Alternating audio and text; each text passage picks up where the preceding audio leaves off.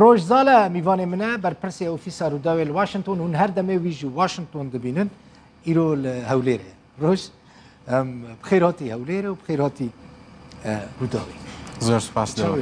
سپاس گەلێک سپاس هەر دەمێ باش دەبینم هەم سەر ئەکرانێ لە واشنگتن هەمژی دەمە کوتەی لێ دەرێ گەلێک سپاس دەکەم ڕۆژ تزانی کورد چ مەراق دکن کورد مەراق دکن ئەمریکی بتایبەتی پشتی دەستپێکردنە شەڕێ رووسیا و ئۆکرانیا ناوبەراوان و رووسان لە سووری چاوەیە و هەر وەکە هەلوەستەوان وەکە بەرەیە لە ڕۆژەوای کورسانێژی تو گوهارتن تێدا چی بووە چی نەبووە؟ دل بخۆن لە کۆتایی 2021 ئیدارەی بایدن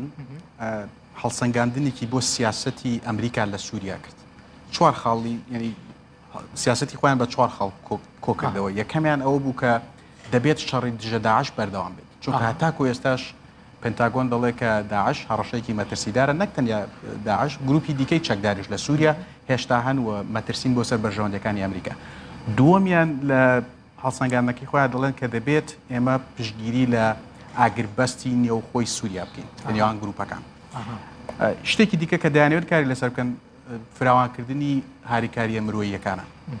ئەوەی ئێستا دەزانین کە تەنیا دەرگای بابل هەوا هەیە کە نەتۆی گرتوەکان توانێت بەکاری بێنەوەش لە مانگی حوت ئەو ماندەی تەواو دەبێت جارێکی دیکە رووسیا ئەمریکا و چین ئەم وڵاتانە هەموو ئەمریکا توانێت ئەمانە ڕازی بکاتەوە دەرگایە بکرێت و نەکرێت ئەمە پرسێکی دیکە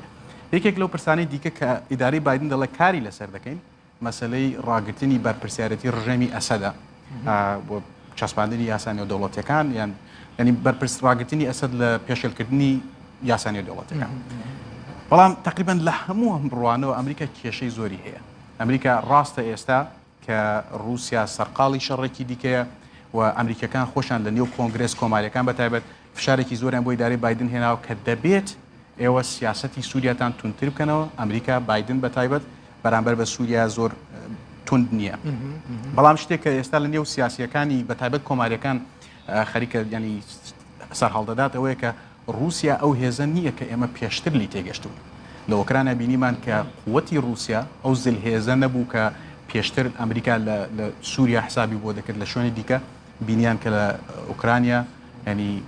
زیانێکی زۆری بەرکەوت و توانای رووسیا تا ڕادەیەک ئاشکرا بوو احتیمالە مەسەلا ئەم نهات بقاسی کو دەبینن ڕۆژ یعنی ئەمریکی دوارێ سەربازی دا ئالیکاریا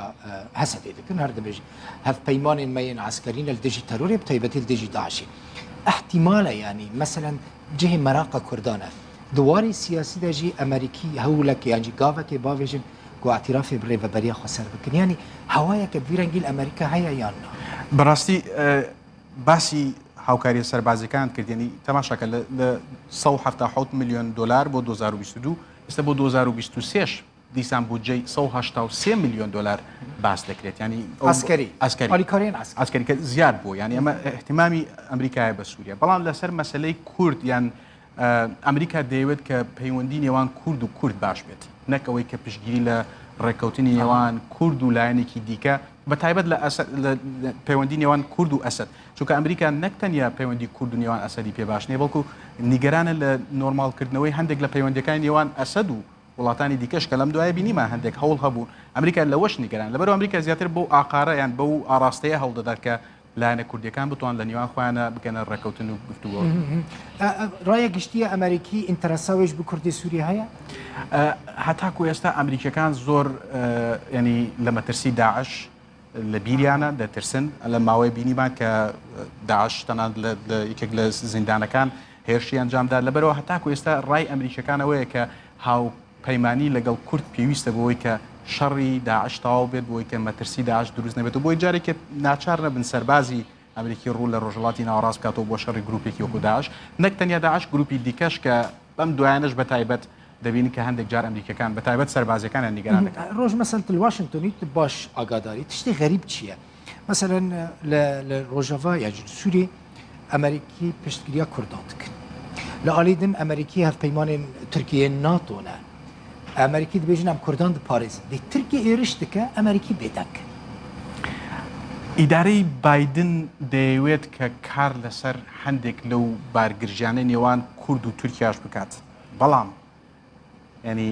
بە شێوەیە کە ئەمریکا هاوپەیمانێکی وەکو تورکیا نایەوێت لە دەست بدا بەڕاستی چونکە تورکیا نەکتەنیا لە سووریا بۆ زۆر شوێنی دیکە ئەمریکا گرنگیانی زۆر جار ئێمە لە وەزارەتی دەرەوە لە وەزارەتی بەرگری جۆمان لە کاربەدەستانیان دەبێت کە ئەوان سیاسەتی خۆیان بە شێوەی ئەوە بە ئینگلیزی پێڵان زیرۆ سەم نییە ینی یان هەموو شتێک لەگەڵ تۆم یان هەموو شتێک لەگەڵ تۆ نیم بەو شێوەیە نییە لە کۆمەڵی ڕۆ لەگەڵ تورکیا هاوپەیمانن کار دەکەن لە کۆمەڵە ڕۆ لە تورکیا ناڕازین بەڵام لەسەر مەسلەی سووریا بە تایبەت لە کۆتایی هەڵسەنگاندنی 2021یاندا ینی بە شێوەیەکی فەرمی ئیدارەی بایدن بەو شێوەیە باسی لە سیاسەتەکان ئامانجەکانی ئەمریکا کرد کە دەبێت ئێمە پشتیوانی لە ئاگربەست بکەین ئاگربەست بۆ مانایەکە لە نێوان کورد و تورکیاش ینی ئەمریکا دەیەوێت ئەو دۆخەی کە هەیە لەوە زیاتر تەشەنە نەسەندێ بەڵام لە هەمان کات ئارامی هەبێ بەڵام ناشەوێت لە هەمان کاتە بۆ خاطر لایەنێک ڕۆژێکی دیکە دروستکات ڕۆبەری تورکیا ڕۆژ زۆر سپاس نظام چ قاس بردەمینی لە هێوی دیکەم دەمەکە خۆش لە کوردستانی دەرباس بکەی گەلێک سپاس خێراتی جارێکتن ڕۆژ زالە بەرپرسی ئۆفیسا ڕووداوی واشنگتن